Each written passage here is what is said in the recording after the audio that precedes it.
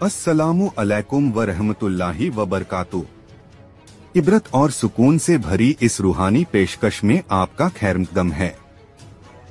आप देख रहे हैं ईमान ताज़ा कर लो सिर्फ सुनकर।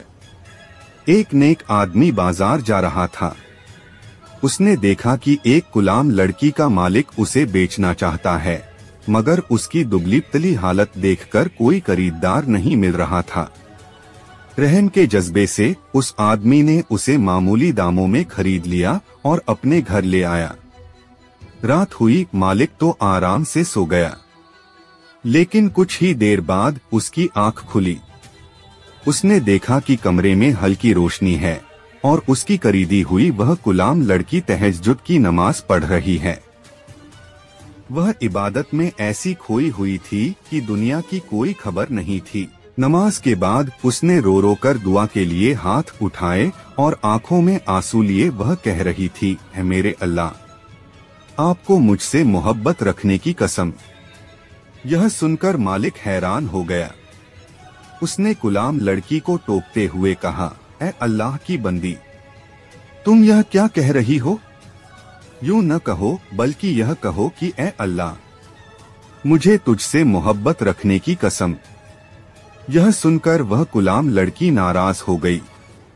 उसने पलटकर अपने मालिक को जवाब दिया, मेरे आका, अगर अल्लाह ताला को मुझसे मोहब्बत न होती तो वह मुझे सारी रात इस मुसल्ले पर न बिठाता और आपको यूं मीठी नींद न सुलाता। यह उसकी मोहब्बत है कि उसने मुझे जगाया। मालिक ये जवाब सुनकर सन्न रह गया। अब उस गुलाम लड़की ने फिर सजदे में सर रखा और रो रो कर आखिरी दुआ की, ऐ अल्लाह, मेरा यह राज अब तक पोशीदा छुपा हुआ था, लेकिन अब लोगों को पता चल गया है।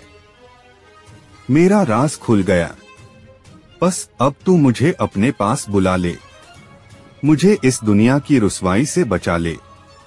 अल्लाहु अकबर। अभी उसकी दुआ खत्म भी न हुई थी कि मुसल्ले पर बैठे बैठे ही अल्लाह की मोहब्बत में उसकी रूह परवाज़ कर गई। वह अपनी महबूब के पास चली गई। सुभान अल्लाह। यह वाक़या हमें सिखाता है कि हम अपने रब की मेहरबानी को पहचानें, जिसकी मोहब्बत हमें इबादत की तौफीक देती है।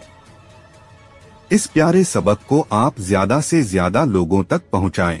इस वाक़ये पर अपनी कीमती राय कमेंट जरूर दें।